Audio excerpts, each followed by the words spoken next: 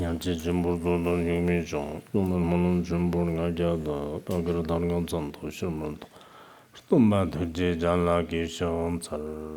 To liberate sentient beings, please generate the supreme bodhicitta before we start today's teaching. 퉁은집대로서바 강성와 상계동명대 대장 대비디나 가라 자멜라 강도 찾는 남여 요메바 기회담바대도 담치지 회당지당 제바다 제바당 탈람케바 yap적다마이 남버 떡버 추르남 랍시장 대도 담치 떡바 흑직돈장 쪽적 동적시야 상에서 더박지보나 람즈때 더바 찌라 용서만 버르시다 무바 대비전 삼바남 겐네 대비전 서베 하르진 직된더 야리 타버남 너나바 망보더 건거 춤정도 너랍더 단나 샘정 건거 대람몬섬 데르 추념바다 원대 투담바 빈바당 스점 쇼바당 조비 쇼바 탐집 저바당 존집 상던 학벌 시바당 시럽기는 주름 남삼대 남바타도섬 남바타도 손음 십시바 대도 탐집 상집 도브란 열 냥데베 갸라 대덕 담바데라 샘신 강지대 네나 즈ot장 젤라터완 대도 탐집 상집 도브란 열 갸람냥데바 대덕 갸리랑즈 다글라스 저더장 런치는 저르테는 동저 토마토 세르당 응르당 원대 시르티감 도금 냥봄 줄텐 감시바 벤르얌 쪽대진 안다니르 라레마티키케라 라라시 대덕 기장상집 도브란저 건금 줄텐 돌레시바당 건거 아가르당 잔던당 건거 상 건거 탕상 줄텐 시바당 라레 탕상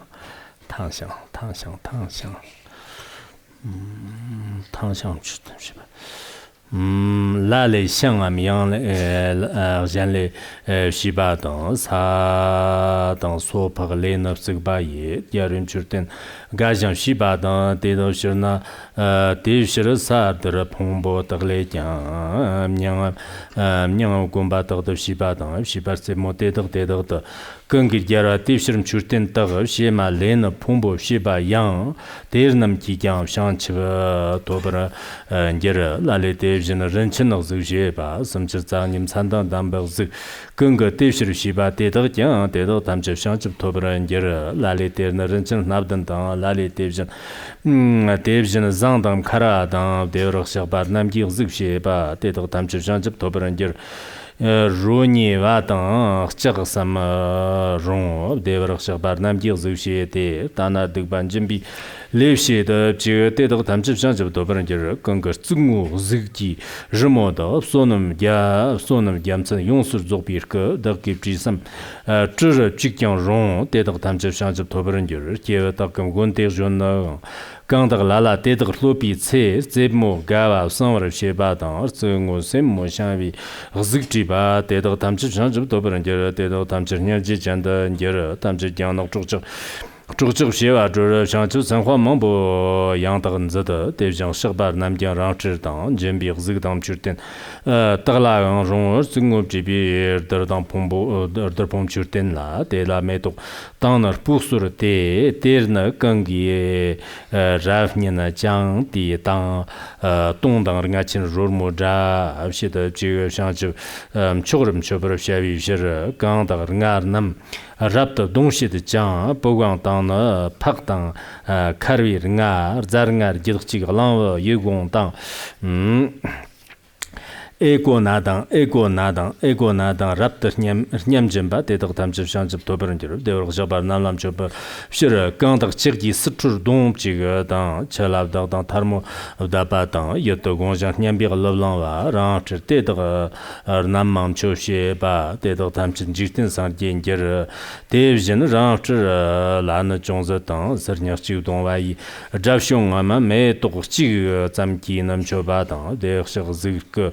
zirka taga tsungo priba la chukjan ba yisem semjim chodna yang te dagram jin san je shewam thong churten kang da kang ga tar jerwa yongz changwa gam tharmo chig kam yangnam go chig de pa da devjin la chig li yang de pa da kang ga rang zhi ne ba te dagla yang wa semji changzir san je shi chig chig la chig jo ber sheba yang te dag genji shang chim chong de to de ce de ra sha ba te dag nam nyang da wa yang na jig jang rong semjin kang ga chun de mang to ba te dag tam chim shang chim to ber ngir Today we are discussing the profound and influential Buddhist scripture known as the Lotus Sutra. We are currently delving into the second chapter of this significant work.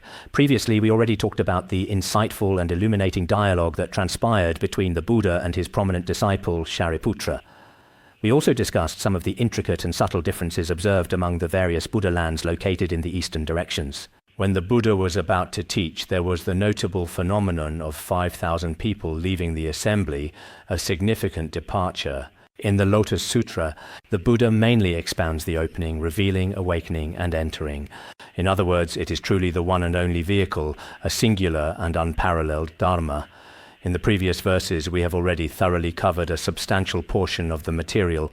It seems I distinctly remember that on July 4th, a specific and memorable event occurred. On this year's significant July 4th, we have now reached the very last section. There has unfortunately been a considerable gap of more than 2 full months in between, during which no teaching took place. Now let us diligently continue with the teaching. In countless past kalpas, innumerable Buddhas have entered parinirvana. Hundreds of thousands of millions and billions. Their number is truly beyond measure. You found this significant passage, right? We'll start from here.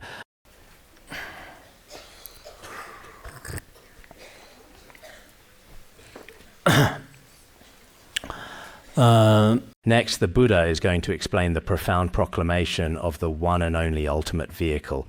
For the time being, the Buddha also expounded the human and heavenly vehicles, as well as the 3 distinct vehicles. The 3 vehicles refer to the Śrāvaka, Pratyekabuddha, and Bodhisattva vehicles. There is also the teaching of the human and heavenly vehicles. But teaching in this way is not contradictory. When the Buddha skillfully turns the wheel of the sacred Dharma in this manner, it is not only the present Buddha who does so, but countless Buddhas of the past have done the same. Ultimately, they all turn the wheel of the one vehicle. However, temporarily, because sentient beings have different capacities, various Dharma doors are also taught. In the same way, all Buddhas of the future will also do likewise. Ultimately, they also teach the one vehicle as the most supreme teaching. At the present moment, in countless myriad worlds, there are indeed innumerable Buddhas. The way they turn the wheel of Dharma is also the same. Therefore, the ultimate and most profound view of the Lotus Sutra is the supreme and only one vehicle. But temporarily, it is not that the other vehicles are entirely denied or completely rejected. So the profound teachings of the 3 vehicles are also extensively expounded and thoroughly explained. Here, as we meticulously discuss the revered Lotus Sutra, which holds immense significance, we are not reading through each verse and prose line by line. Basically, I am explaining according to the literal meaning. I provide simple explanations and elaborate a bit in between. At that time, some of you may... most dedicated people have been carefully listening from the very beginning until now, continuously. But there may be a few who are completely new or have just recently joined us. So the best effective way for you to properly follow the class is to look at the sacred Dharma text. Some important parts of the Dharma text still follow along with us. We are explaining according to the literal meaning. This time's Dharma text is exactly the same as before. Later on, there might be a few slight differences. The Dharma text we discussed some time ago is a little bit different. This time, or rather as it was last time as well, it's worth noting, I also made a promise in the middle to follow the original Chinese version of the Saddharma Pundarika Sutra, to carefully explain each chapter according to Kumarajiva's original and authentic translation. During the teaching process, there might be a need for slight adjustments in the Tibetan recitation transmission, but there is absolutely no inherent contradiction whatsoever in this. So this is perfectly fine as well. Both distinct approaches are entirely acceptable and valid. Therefore, this time around, I will also thoroughly explain it to everyone in precisely this manner. In countless kalpas of the past, there have been innumerable Buddhas. They have already come to this world, turned the wheel of Dharma, and entered parinirvana. Moreover, throughout hundreds of thousands of millions of kalpas, there have been all kinds of Buddhas, hundreds of thousands of millions of Buddhas, in fact, and with hundreds of thousands of millions of skillful means and conditions, they have expounded different Dharma gate. Moreover, countless inconceivable sentient beings have already attained liberation. Their number is beyond measure. Such are the world-honored ones. In fact, during the process of turning the wheel of Dharma, they employed all kinds of intricate conditions and various insightful analogies, carefully considering each aspect according to the different capacities of sentient beings. With countless skillful means, they expounded the true nature of the Tathagata's Dharma. That is to say, the Buddha Dharma allows every sentient being to attain or realize the profound and ultimate reality, the absolute truth of existence. In the past, the enlightened Buddhas, in fact, throughout countless immeasurable kalpas, which are vast periods of time, have always liberated innumerable, boundless sentient beings. Although we sentient beings, for the most part, did not form truly good and meaningful connections at that particular time, otherwise we would have already attained significant accomplishment and spiritual enlightenment long, long ago. Previously, in the alternative translation of the miscellaneous Agama Sutra, the Agama Sutra includes the miscellaneous Agama Sutra and the alternative translation of the miscellaneous Agama Sutra. In the alternative translation of the miscellaneous Agama Sutra, there was a Brahmin who asked the Buddha, upon seeing him, how many Buddhas appear in the future. The Buddha told him as many Buddhas as there are grains of sand in the Ganges River would appear.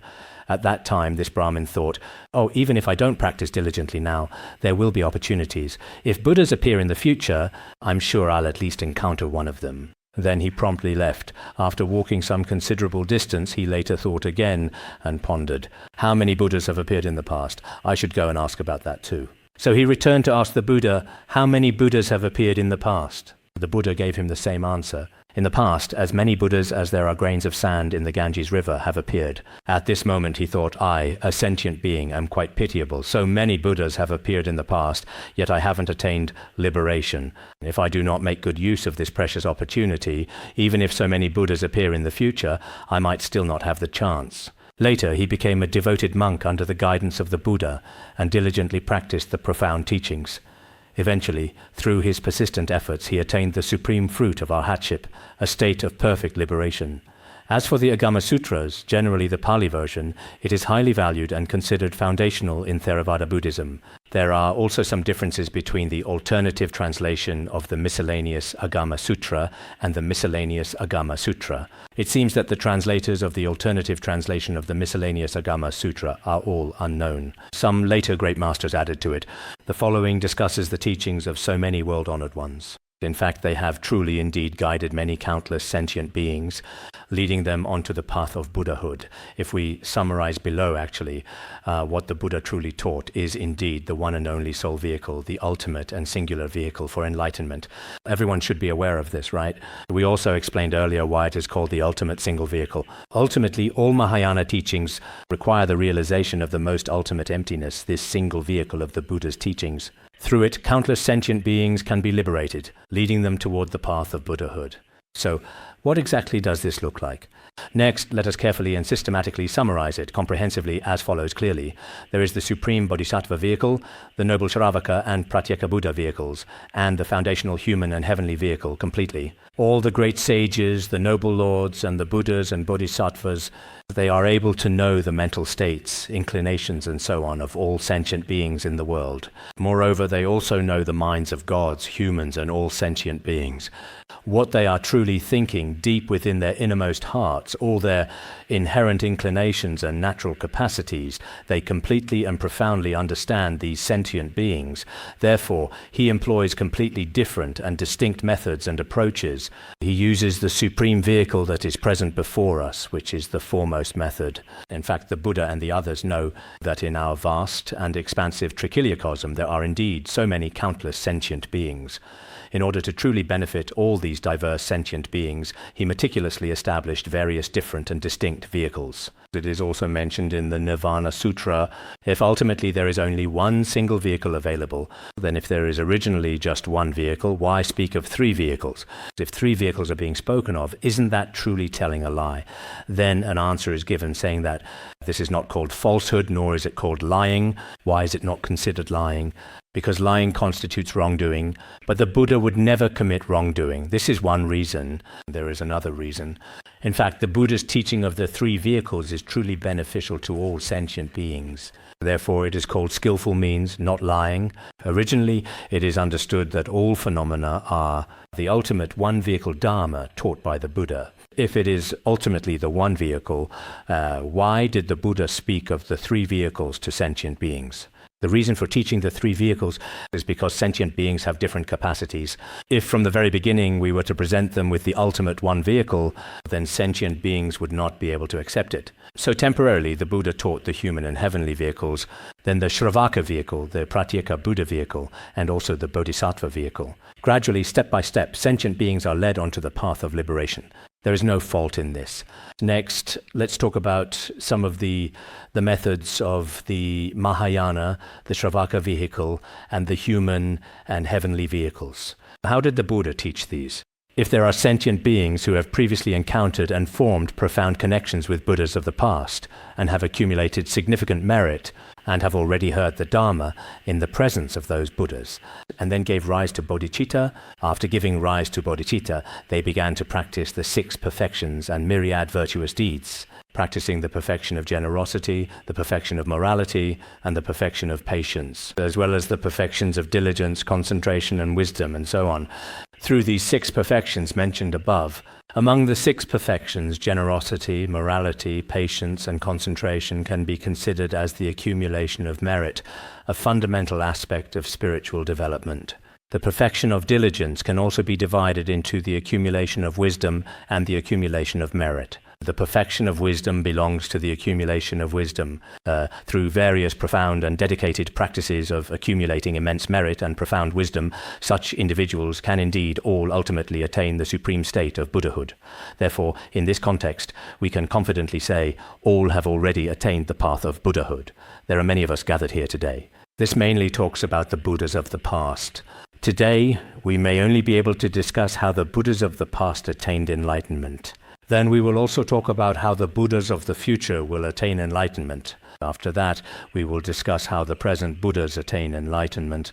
And then, among the present Buddhas, how Shakyamuni Buddha actually attained enlightenment. The main focus is to explain this verse from these several aspects. Here, when we talk about the Buddhas of the past, it refers to when they were still bodhisattvas on the path. He aroused bodhicitta and first listened to the Dharma. After hearing the Dharma, he practiced the 6 paramitas. It is through the 6 paramitas that one completes the path to Buddhahood and gradually attains enlightenment. According to the analytical methods of many ancient masters, this is the Bodhisattva vehicle. As for the Śrāvaka and Pratyekabuddha vehicles, next, it is said that after all the Buddhas have entered parinirvana, if there are individuals with truly pure and genuinely virtuous minds, with pure and gentle hearts, and they indeed possess a virtuous intention of not committing any evil and to practice all that is truly good, and he completely follows what is taught in the sacred precepts, possessing the profound gentleness of purifying one's own mind, that is to say, not giving rise to any anger or greed at all in any circumstance, having a gentle and well-tamed mind like this. After all the Buddhas have entered parinirvana, as for some Pratyekabuddhas, after the Buddha's parinirvana due to the causes and conditions from their previous lives, they attain realization by practicing the 12 links of dependent origination. As for some Śrāvakas during the Buddha's lifetime, there are also some who, after the Buddha's parinirvana, attain the fruit of Śrāvaka. These sentient beings also achieve this through dedicated and consistent practice, just like us. Gradually attaining, all have accomplished the Buddha path. This is precisely how they realize the path to Buddhahood. Next, we will discuss the human and heavenly vehicles. Regarding the human and heavenly vehicles, there is a greater emphasis on the cultivation of merit. Previously, we discussed the merit of building stupas, then the merit of making Buddha images and offerings, as well as the merit of reciting the Buddha's name. We will discuss these from several aspects. You can analyze and consider them yourselves. Whenever we talk about the Lotus Sutra this time, it is best to start with the literal meaning. Everyone should be able to explain it. And also regarding the profound and intricate meaning that lies behind the carefully chosen words, and indeed the entire comprehensive and overarching structure of the sutra itself, whether we are considering its broad foundational framework or delving into its exceptionally profound and deeply significant content, we will thoroughly expound upon them through various different approaches. Next, within the profound human and heavenly vehicles, we will first discuss the immense merit of diligently building sacred stupas. After the Buddhas enter parinirvana, if one makes sincere offerings to stupas containing their precious relics, and if there are countless millions of such stupas, each one holding the sacred remains, an extraordinarily large number, of all different kinds. For example, the great king Ashoka, after the Buddha passed into final parinirvana, divided the Buddha's truly sacred relics and built 84,000 stupas, placing them throughout the world. There is such a historical account. Some say it was 84,000, while others say it was an astonishing 10 million stupas. There are indeed such significant claims and historical records as well.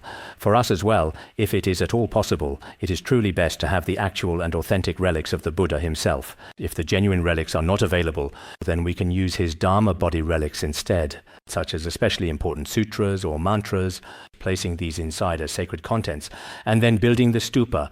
So, what precious sacred materials should be carefully used to build the magnificent stupa properly? Pure gold, fine silver, clear crystal, lustrous mother of pearl, beautiful agate, as well as beautiful rose quartz and exquisite lapis lazuli jewels, and so on, carefully using these precious materials to make it pure, vast, and truly magnificent, and also adorning it with various precious jewels and elaborate decorations, then meticulously constructing the stupa. There is one thing worth mentioning here. That is, stupas can actually be made from several different materials. Ideally, they are made from the 7 precious substances. This is considered the highest quality. For medium quality, wood or stone can be used. Most stupas in Tibet, for example, are probably made from medium-grade materials, which are generally considered adequate for their construction. As for lower-grade materials, children might typically use them to make various toys and playthings while they are engaged in their imaginative games and playing. Even this can be used to build a sacred stupa, and it also brings forth merit. Now, there is another important point to clarify here. What exactly is it? Earlier we mentioned gold, silver, crystal, mother of pearl, and agate, and there is also something called rose. I once saw someone claim that the Lotus Sutra is a fake scripture. What exactly was the reason for this? Because among the 7 precious treasures, the rose is already included among the 7 treasures in the Lotus Sutra. But a rose is a plant, it is not one of the 7 treasures at all. So they insist it must be fake. Some individuals really are quite pitiable in this particular regard. Most of us, of course, know that what we now commonly call a rose actually refers to a beautiful rose flower. Many people might already be quite aware of this particular fact. This is a long-standing tradition and a cultural custom that originally came from the Western world. Even among Chinese people, there is an attachment to roses, including many young people who are quite fixated on them. But in reality, the rose mentioned here is not that flower, not the red blossom. It should actually refer to a type of gemstone. In Tibetan, it is called gikira. So what kind of a precious and valuable gemstone is it then? According to the English translation, it is indeed called chrysoberyl, which is golden and green in color. This is also clearly confirmed by relevant materials found in Tibetan sources. In Chinese texts, however, it is not specifically detailed or specified.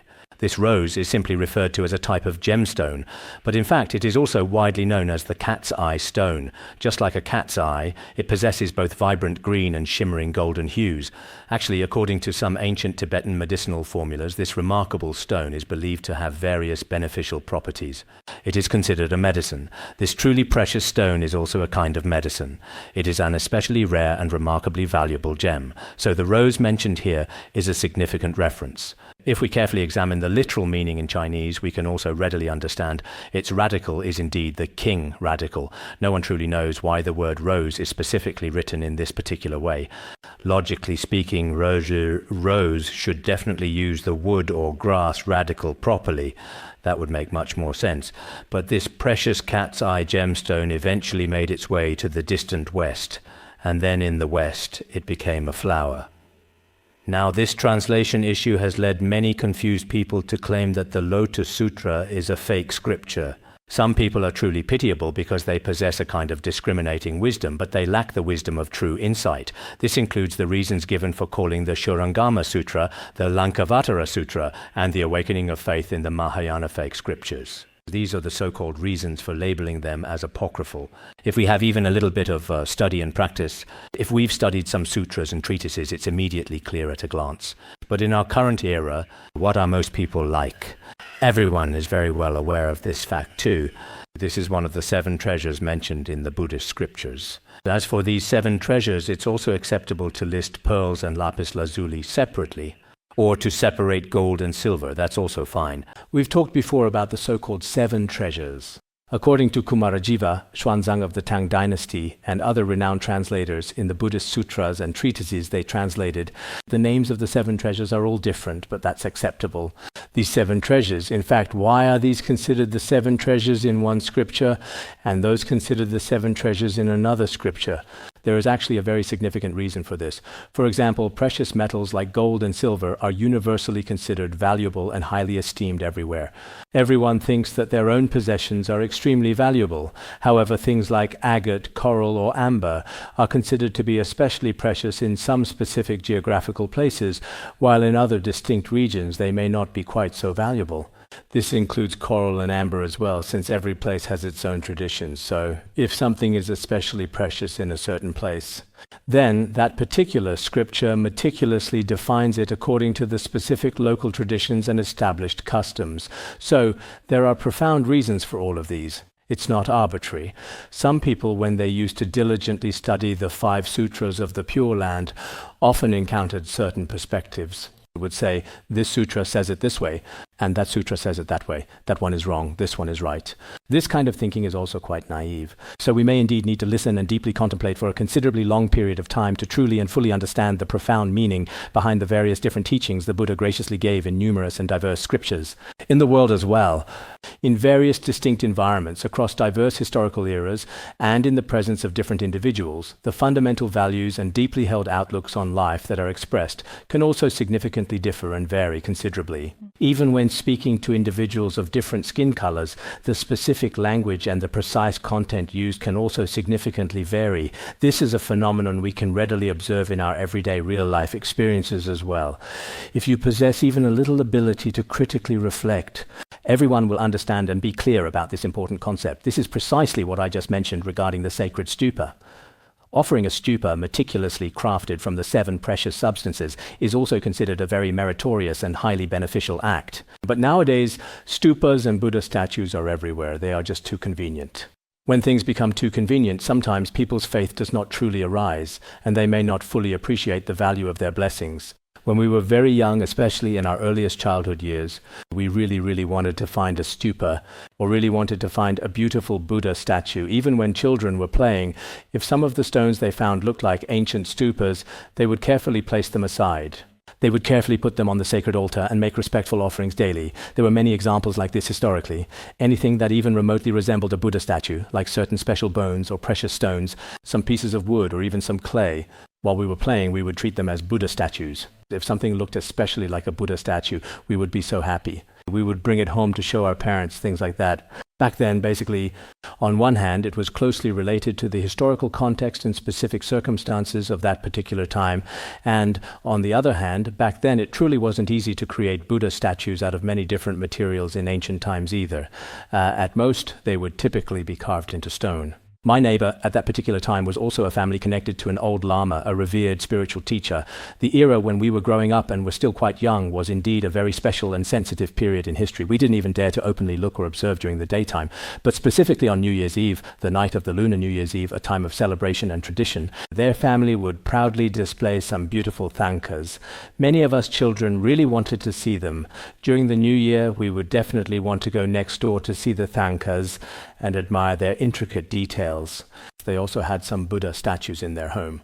We didn't dare to look at all during the dangerous day cautiously. Even when the sacred thangkas and precious Buddha statues were being secretly displayed, many devoted people had to stand outside and keep careful watch vigilantly. They had to see if any suspicious outsiders were coming. If any unexpected guests were to arrive, they would immediately have to pack everything up and discreetly hide it somewhere else. That was exactly what the difficult situation was truly like back then. So we really eagerly looked forward to New Year's Eve. We would finally get to see the beautiful thangkas and Buddha statues in their home. Normally, we basically never got to see them at all. At that time, seeing them really inspired a lot of faith in us, because they were so rare and precious. Now, it might be very easy, effortless even. Because of that, people instead feel that these things aren't valuable or they just don't know. But no matter what the circumstances, whether there are many or few, their inherent merit will absolutely never be exhausted. This is extremely important to note. When we see stupas and Buddha statues, when we encounter and behold these truly blessed and sacred supports of the three jewels, we absolutely should not perceive or consider them as merely ordinary mundane decorations or simple ornaments. To disrespectfully trample upon them in such a manner is profoundly and extremely inappropriate indeed. As we have just previously mentioned, the act of offering stupas, which are meticulously crafted from the 7 precious substances, if you travel to places such as Thailand, the magnificent and truly golden stupas are especially splendid. You may have already visited there. Many places don't have anything like this. There are also some made of silver and others made of various precious gems.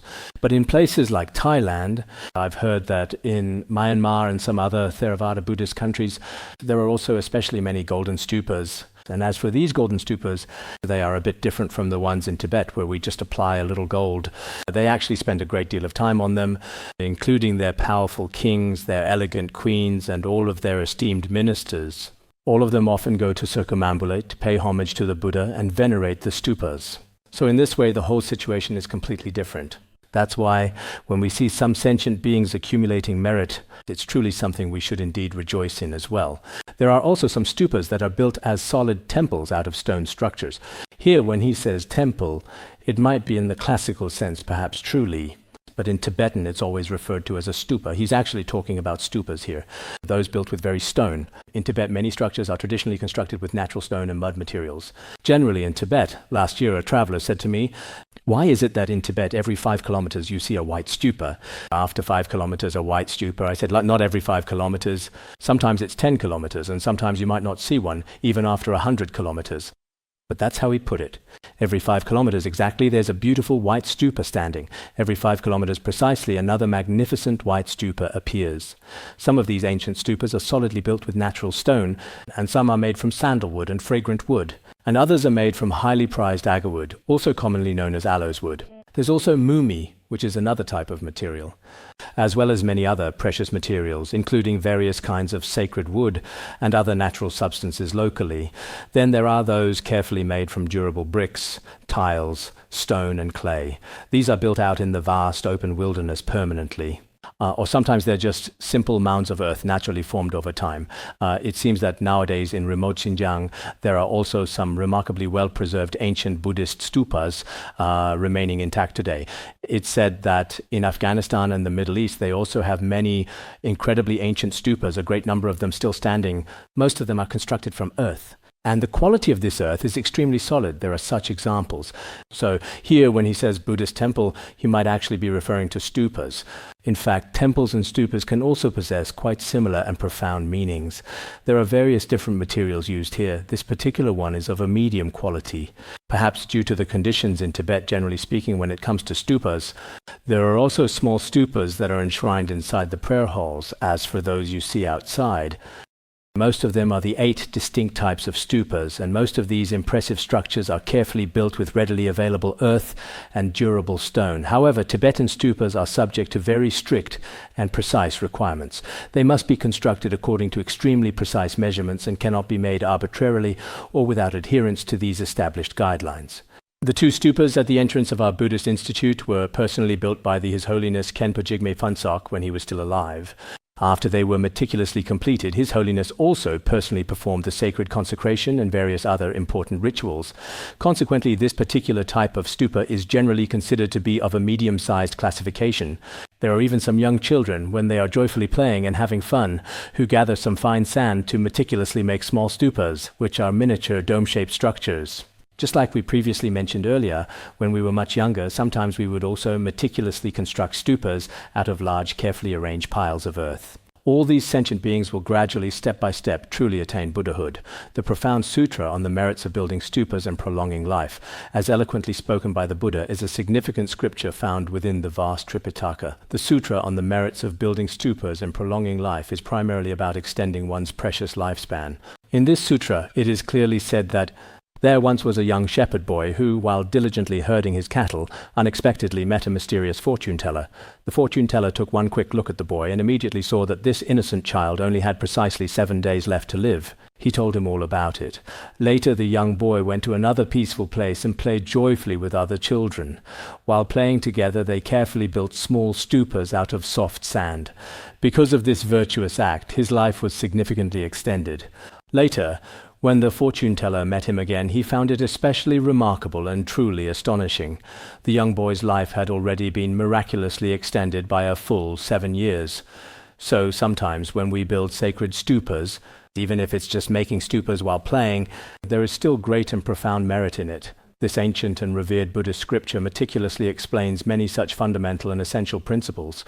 Therefore, sometimes, for example, when one's precious life is in imminent danger, or when you deeply feel like you might not have much time left to live in this world, perhaps due to an unforeseen illness or a perilous situation, and you still really very much want to keep living on this earth. For me, it seems like at any time, living is fine and dying is also fine. I really have this feeling it's nothing special. I'm not like some people who insist on prolonging their life no matter what.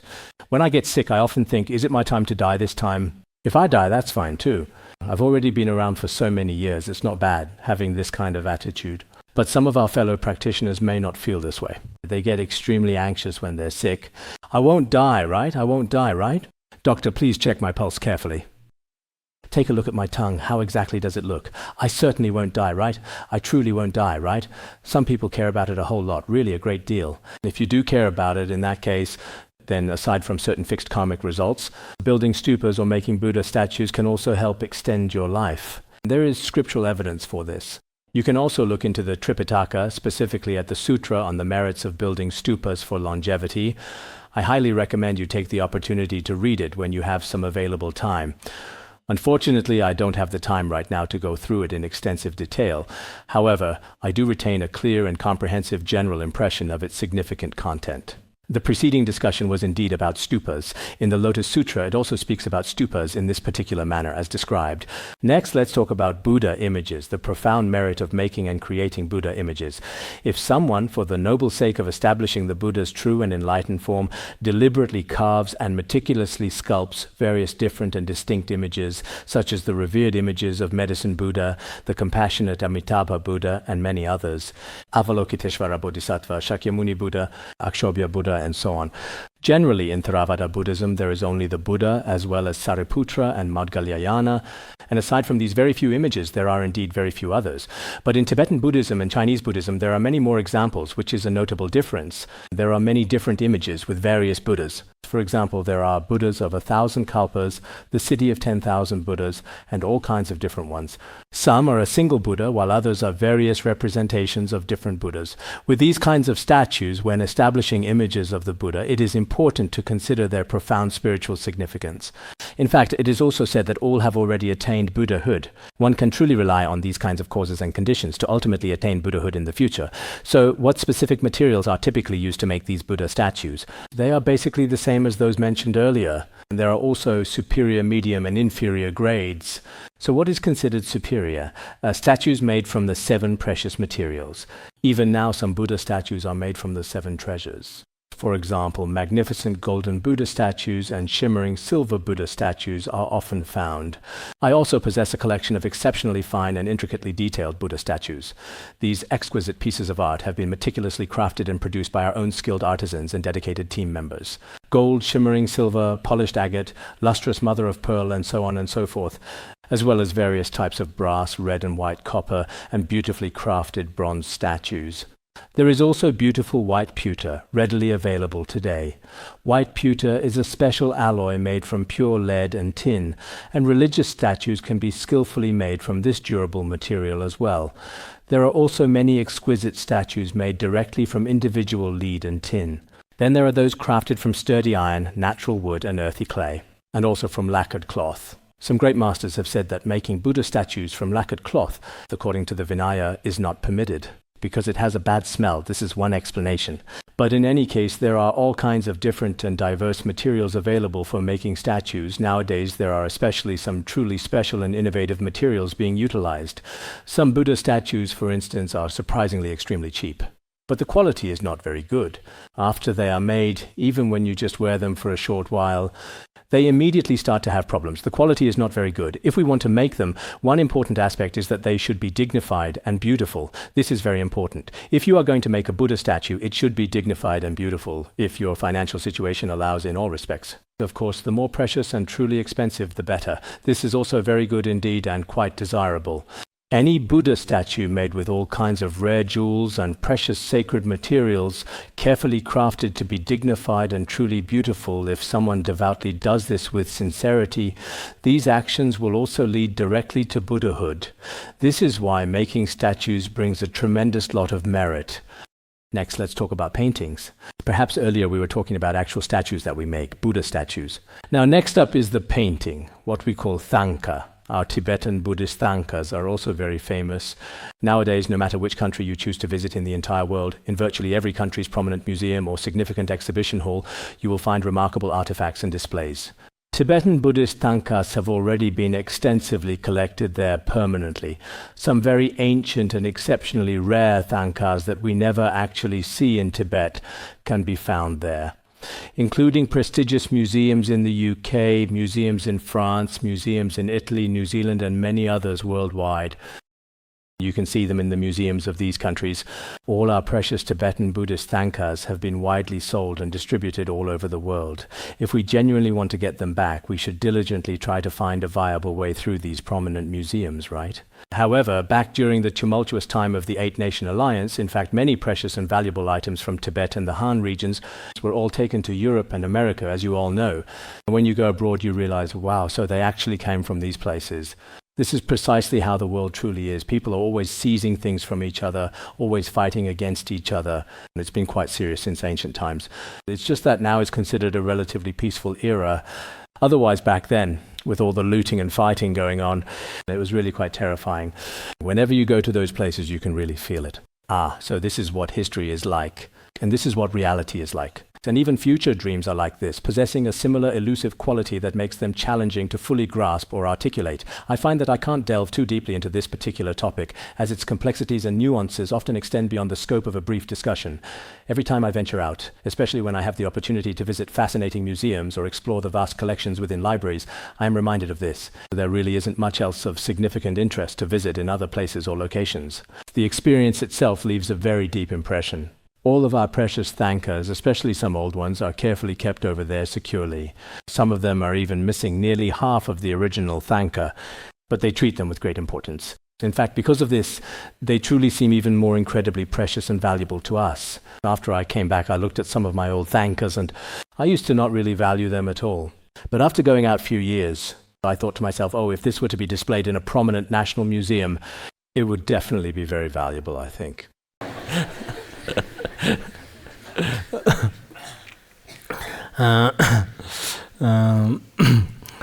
Now let's take a moment to discuss these truly captivating painted images.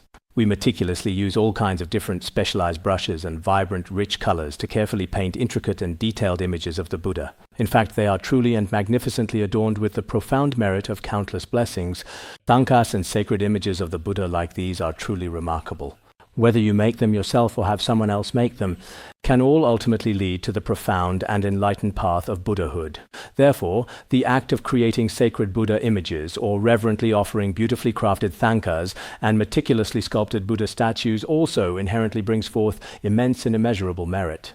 The Venerable Mahayana Sutra on the merit of creating images also explicitly mentions this profound truth. There is a sutra in the Buddhist scriptures called the Mahayana Sutra on the merit of creating images. In the Mahayana Sutra on the merit of creating images, it is stated that if we create Buddha images under the teachings of Shakyamuni Buddha, then in the future, at that time when the great Maitreya Bodhisattva manifests in this world, that is to say, at the foremost and first assembly of Maitreya Bodhisattva, one can also achieve ultimate liberation within the very first and foremost retinue of Maitreya Bodhisattva. That is one aspect. Another important aspect is that if we truly create images with the profound motivation of bodhicitta, if we create images with bodhicitta, then we can quickly and efficiently achieve a profound sense of accomplishment and ultimate liberation. Or if we have a pure mind, then create Buddha images with faith, except for a very small number of people who may experience the results of fixed karma. Apart from that, ordinary karma generally will not be experienced. So when you have time, you should also take a look at the Mahayana Sutra on the merit of creating images.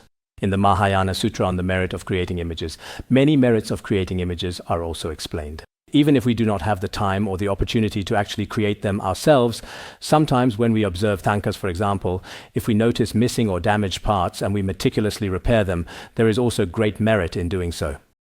As we have seen before, the Forest of Pearls in the Garden of the Law also talks about this. Why was the golden bhikshuni so beautiful in her present life? In her previous life, during the time of Vipassana Buddha, she was actually a beggar at that time. Once, after much difficulty, she managed to find a little bit of gold. Originally, she intended to use this gold for herself, but later she saw a Buddha statue and carefully noticed that the beautiful golden face of the precious statue had a slight flaw, a small missing part, unfortunately.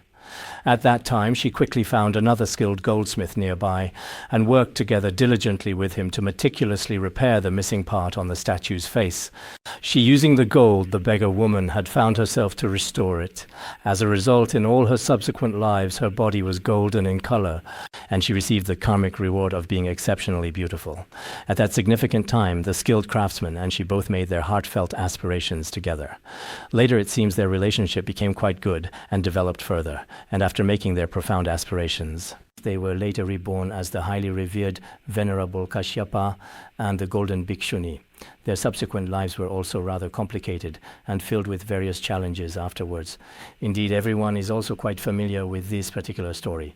So, what exactly is discussed next in our exploration? The above mainly talks about making Buddha images. Even if we make inferior Buddha images, such as when children are playing, using natural grass roots, simple wooden blocks, or drawing with a pen, and casually drawing Buddha images on the ground or on walls, and these images are often created with great reverence and devotion. Or drawing with a pencil, or even using sharp fingernails or claws to carefully draw fine detailed lines, if these simple basic tools are skillfully used to make sacred images, nowadays, if some schools allow it, we also let the children draw the beautiful Buddha images, and they really enjoy it. So they can plant a virtuous seed, actually. This is also very important, even if it's just with a pencil, in some of our Lama schools or in some other secular schools, because nowadays Thangka painting is widely regarded as a highly significant and culturally important art form, and relevant national departments and governmental bodies are very actively involved. They always treat it as a very precious form of ancient traditional culture. Our beautiful Luhuo is proudly called the official hometown of Thangka today. Where is the true birthplace of Thangka? It is my beloved hometown, which is being actively promoted worldwide now. People like this gradually accumulate more and more precious spiritual merit continuously. Then they gradually develop great compassion and ultimately attain perfect Buddhahood. Moreover, they successfully liberate many advanced bodhisattvas and countless suffering sentient beings throughout the universe. Here, the phrase "but transform bodhisattvas," the word "but transform," some great masters, when explaining it, use it as a transitional word. In this case, it might not be very reasonable. Here, the word but is also not just that. In Tibetan, it doesn't mean only liberating bodhisattvas. That's not the meaning. It means liberating all bodhisattvas. So when we usually explain this particular but character, it's important to understand if it doesn't really have any meaning, that's fine too. Sometimes it serves as a certain specific kind of grammatical word exactly.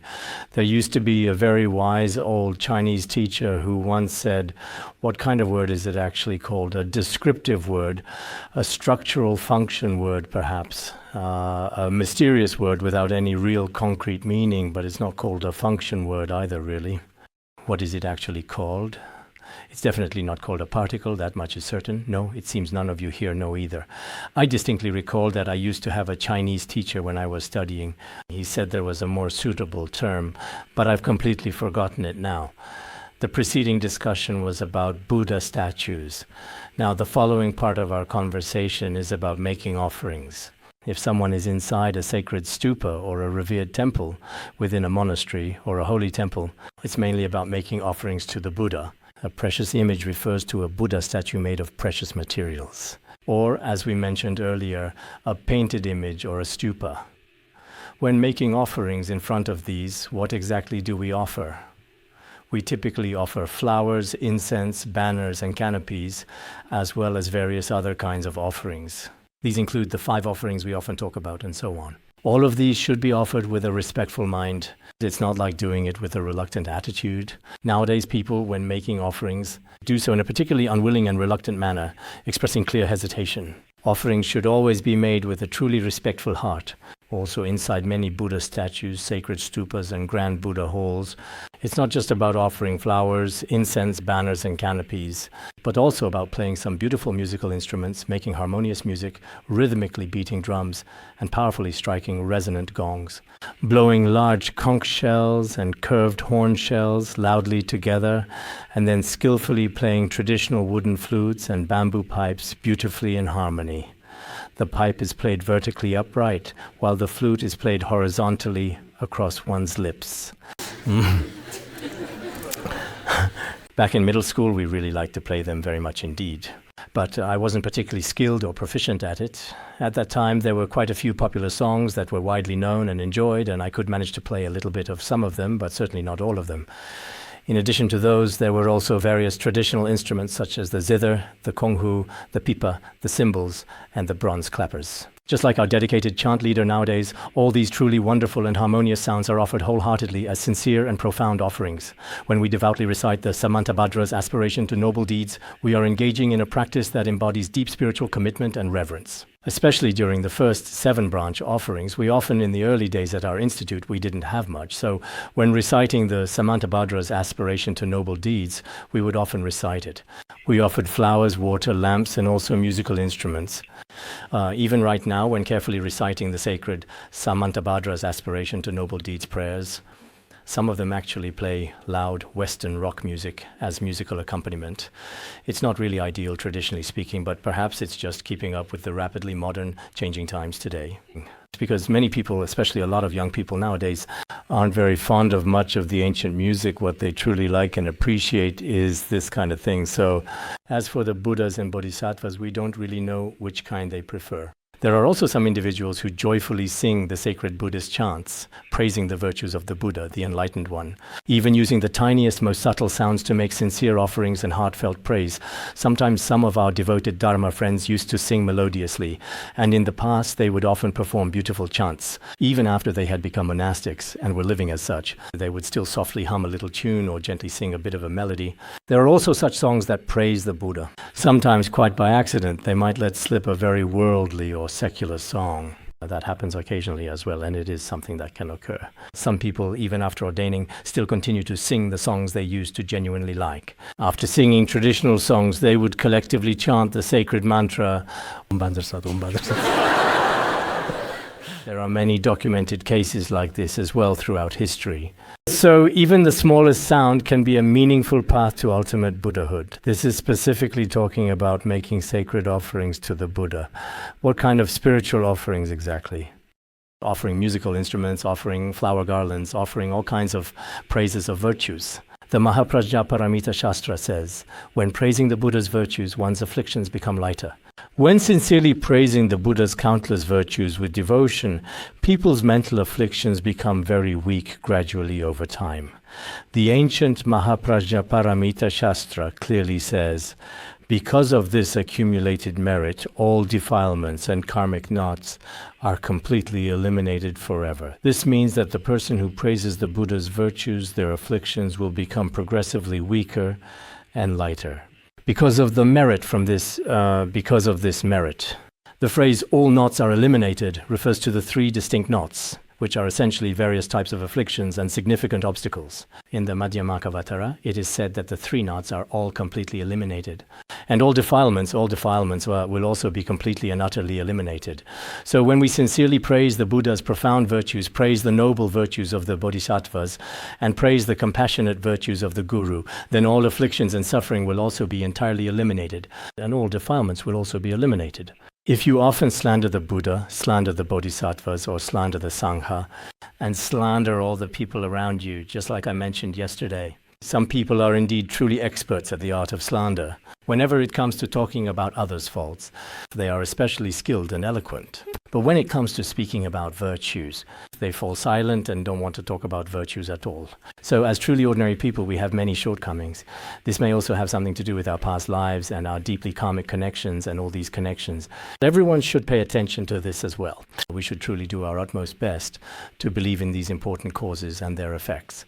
This is precisely what I just talked about. If we use a distracted mind, then earlier we mentioned making offerings with a pure mind, with a respectful and joyful heart, which brings about inconceivable merit, tremendous merit.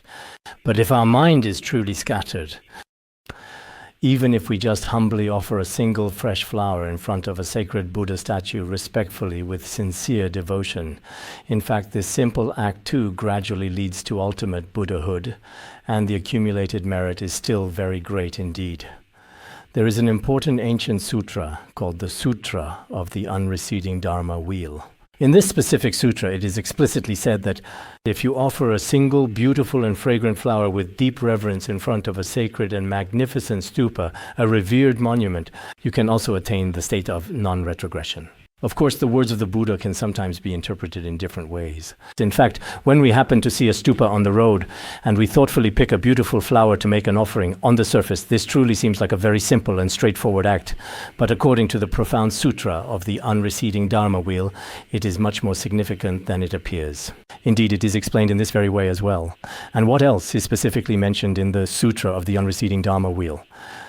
If we recite the Buddha's sacred name into the ear of an animal, even a small one, that being will not fall into lower realms and will gradually attain supreme enlightenment. This is also very important. So for these beings, not to mention having a mind of respect or joy, they don't have any of that at all. Even if they offer a flower with a distracted mind, they still don't have any of that at all. For example, consider tourists or pilgrims. Sometimes these people also act with a somewhat distracted mind, but if they make offerings or accumulate some merit, it still brings about truly great merit indeed. At the same time, if we recite some Buddha names, some people may not have faith. In this lifetime, it's truly impossible for them to believe in Buddhism or to have them diligently study the profound teachings of Buddhism. There was a devoted lay practitioner who once said, her family members simply don't believe in Buddhism at all. There's just no way. No matter how hard she tries. She's already tried for many years, but it's just not possible. But her family especially likes listening to her sing. So she would unintentionally while singing, and in between she would sing Namo Amitabha Buddha. That's how she sang. At that time, he was very willing to listen. He would say, sing another one, sing another one. So she would often sing songs about Amitabha Buddha for him. Her primary purpose was to devoutly recite the Buddha's sacred name for him to plant good roots. This is also very good and beneficial. The skillful and diverse means we use to help all sentient beings are indeed all different. Next, we'll talk about respectful prostration and joining the palms together in front of a Buddha statue, reverently, with deep faith. Earlier, we discussed making various offerings. Now, let's talk specifically about traditional prostration practices. Some devoted people perform full prostrations in front of the Buddha or sacred Buddha statues daily. Some may directly bow their heads to the ground.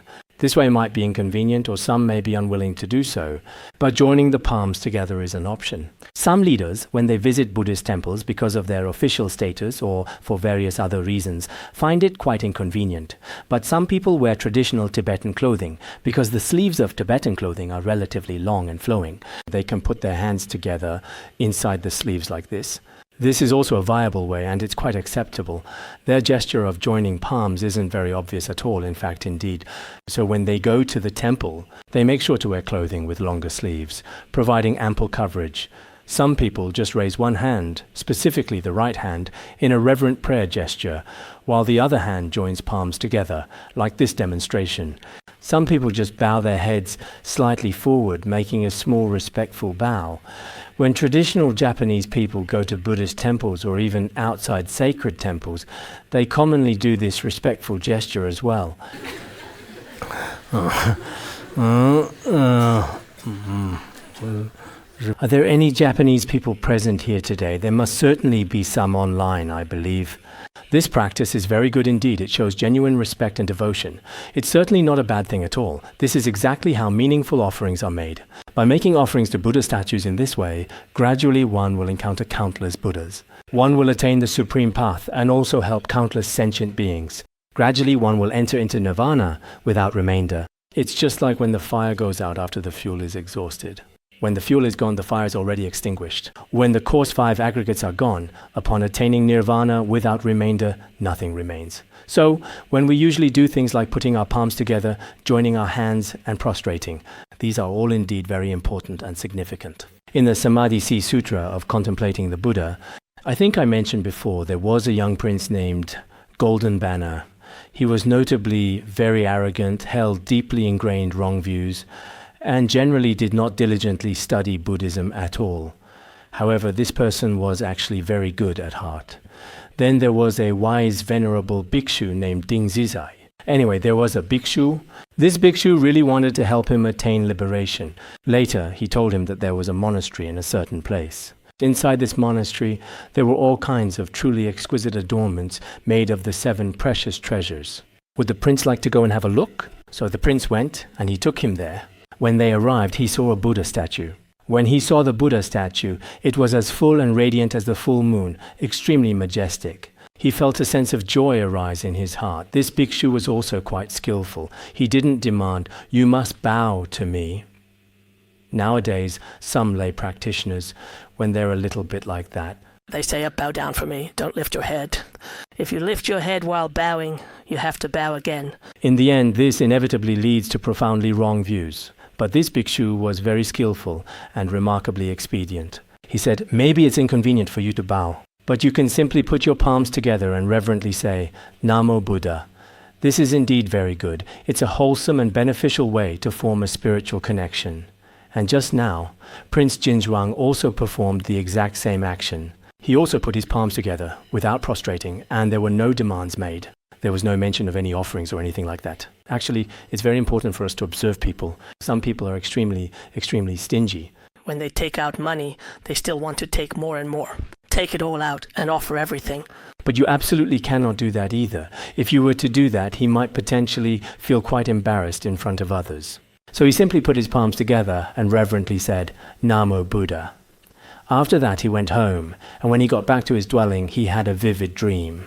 It was as if a truly dignified and serene image of the Buddha kept appearing clearly in his mind. Later, his inherent virtuous roots and karmic conditions fully matured. He let go of his wrong views and arrogance. He truly took refuge in the Buddha, kept practicing, and in the future would become. It seemed that he achieved great accomplishments in his practice. He successfully attained the profound and ultimate Surangama Samadhi. He is called the Bodhisattva Kaishu, a truly remarkable and profoundly compassionate Bodhisattva. Actually, his initial conditions were quite simple. He formed a deeply meaningful and virtuous connection when he saw the dignified, serene, and awe-inspiring image of the Buddha. For some of us, whether it's within our own families or with the people surrounding us in our daily lives, if you directly ask them to take refuge or study Buddhism, it might not be very convenient. You could also say, shall we go to a beautiful Mount Wutai together? Or shall we go visit a sacred temple together very much? You don't have to study Buddhism, you can just come along with me. You can do your own thing, have some fun, If it's convenient, I'll just pay my respects to the Buddha for a bit. In this way, for those who already have virtuous roots, through the truly captivating and deeply inspiring sight of magnificent golden Buddha statues, or the profound peaceful tranquility of a sacred temple environment, the dignified presence of pure monks, or the melodious and deeply resonant chanting of the Buddha's sacred name, or some Buddhist hymns, gradually over time, one's inherent virtuous roots and good habits begin to naturally awaken. This kind of wonderful spiritual phenomenon also occurs quite frequently indeed throughout history. Next, let's talk about this kind of respectful prostration practice method as well. If a person with a scattered mind, we often recite this ancient sacred text together, don't we? Enters a stupa or temple and utters once Namo Buddha, all will attain Buddhahood. Of course, having a respectful and pure mind is best. Even if you don't, with a distracted and wandering mind, in a sacred stupa or peaceful temple environment, just once say Namo Buddha with deep reverence and heartfelt devotion, then the simple compassionate act too leads directly to ultimate Buddhahood. Of course, here all will attain Buddhahood. It has been explained by some great masters as meaning that as long as you make offerings to the Buddha or recite the Buddha's name, you will immediately become a Buddha. All will attain Buddhahood. There is no need to generate bodhicitta or renunciation at all. Some people interpret it this way as well. Actually, this might be something worth examining further, because when it comes to the Buddha's words, there are many ways to interpret them, both exoteric and esoteric. Gradually, it slowly plants a tiny seed deep within your very own mental mind stream, which then becomes the cause for attaining Buddhahood. It's not that simply offering a single flower means we immediately become Buddhas, because the inherent power of our motivation and our fundamental ability to effectively counteract various afflictions is simply not sufficiently strong enough. So if we were to try to explain all the intricate principles based on just one singular scriptural statement, that would also be entirely unreasonable and quite illogical. It should be the entire philosophy of Mahayana Buddhism. It needs to be explained using both scriptural authority and logical reasoning. Of course, when it comes to scriptural authority, sometimes it may actually contradict the true and authentic Mahayana Buddhist teachings, or when the explanation provided is not very reasonable or logically sound, we need to interpret it in another way. This approach is also very important and crucial for proper understanding. So we also can't say that just by reciting Namo Buddha with a distracted mind, we will immediately attain realization. If that were the case, even in the Pure Land tradition, reciting Namo Buddha actually carries great merit. Tremendous merit. But if you rely just only on this to instantaneously attain Buddhahood in this very life, there are still certain difficulties. However, the blessing power of the Buddha is truly, truly inconceivable if we just look at it on the surface. Reciting Namo Buddha might seem like a very simple and straightforward virtuous act. However, in reality, if we frequently and sincerely recite such sacred Buddha names, even with a distracted mind, there is still great merit. In the past, I have cited many examples from Buddhist scriptures. There was a person being chased by a tiger, and then he climbed up a tree and recited Namo Buddha, gaining great merit from it. This story has been told very many times elsewhere, so I won't repeat it here indeed. But there is one thing I want to share with everyone here, especially when a person is truly approaching their death. If they can recite Namo Buddha themselves, that person will not fall into lower realms at all. Or if someone else recites it for them, it also has a tremendous effect. This particular point is mentioned in the Nagasena Bhikshu Sutra. We have previously used the Nagasena Bhikshu Sutra before. So what exactly does it say in there? For example, if we throw a stone into the vast sea, it will sink straight down. But if we carefully place the stone in a sturdy boat and then embark on a journey across the vast sea, it absolutely won't sink at all. It's the same principle. If we humans die with our own discriminating thoughts, it's very likely that the negative karma we've created will cause us to fall into the lower realms. If at the moment of death we receive the profound blessing of Namo Buddha, if this sacred boat truly comes to protect and guide us, then we will not fall into the three lower realms. Using this kind of analogy to explain is very important. Some of us may have truly reached a very high level of realization. They might think that offerings to Namo Buddha or offering water are all unreasonable and unnecessary to do. They look down on all these worldly virtuous deeds. Some people, on the other hand, only perform a single worldly good deed. There's no need to generate bodhicitta, nor to practice emptiness. All have already attained Buddhahood, so there's no problem. As long as I offer a single flower, I'm already in a very safe position, and truly nothing else really matters. This particular kind of thinking is also quite incorrect. Why do we say someone is well versed in the meaning of the Buddhist scriptures? In fact, it's about learning to observe from both the ultimate and conventional perspectives.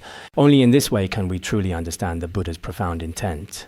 That's exactly why it's very necessary and important for us to talk about this sacred practice, especially at the crucial time of death. Reciting Namo Buddha with sincere faith brings immense spiritual merit. There is a sutra included in the Chinese Tripitaka, but its name is a very, very long one indeed. It's a truly profound and sacred sutra that was spoken by Maitreya Bodhisattva. In that sutra, it talks about the so-called 3 assemblies under the dragonflower tree. When Maitreya Bodhisattva, the future Buddha, appears in the world, there will be 3 magnificent and great assemblies. At the very first assembly, an immense number of 9,600 million people will be liberated from suffering and attain enlightenment. The second assembly will liberate 9,400 million, and the third will liberate 9,200 million. So as for the first assembly, it is actually for those who, under Shakyamuni Buddha's teachings, uphold the 5 precepts. The second assembly is for those who have taken the 3 refugees.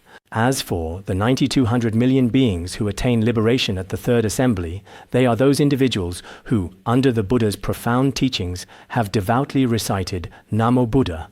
They too will attain liberation during Maitreya Buddha's third assembly. This is the Vajra speech in Buddhist sutras. So sometimes we must not overlook this. We must not overlook the Buddha and the practice of reciting the Buddha's name we encounter in this life. We must not merely ignore these merits. Instead, we must truly and indeed always remember them clearly. In this profound and transformative way, by diligently and sincerely reciting the sacred name of the Buddha, one can truly attain ultimate liberation from the cycle of suffering and is completely freed from all forms of worldly pain, distress, and affliction.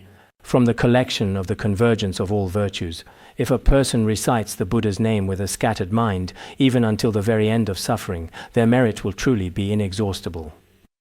Indeed, just now, it was with a distracted mind, was it not? Here it says, if a person recites the Buddha's name with a scattered mind, even until the very end of all suffering can be completely exhausted and brought to a final conclusion. Their merit will be truly inexhaustible. Their merit and virtue will never, ever be depleted, diminished, or exhausted. This is what we mean when we talk about the merits of reciting the Buddha's name. Finally, let me give a summary. For all the Buddhas of the past, whether during their lifetimes or after their parinirvana, if there are those who hear this Dharma, they have all attained Buddhahood. Whether the Buddhas of the past have already entered parinirvana or were still in the world, anyone who hears the Lotus Sutra, anyone who hears the Buddha's Dharma, will gradually, step by step, attain Buddhahood. All right, that's all for today.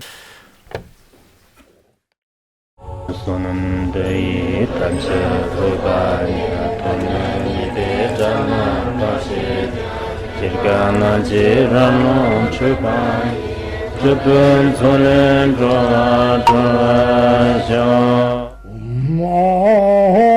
Bandangara Badna Sadarda Bandangara Badna Sada Bandangara Badna Sadarda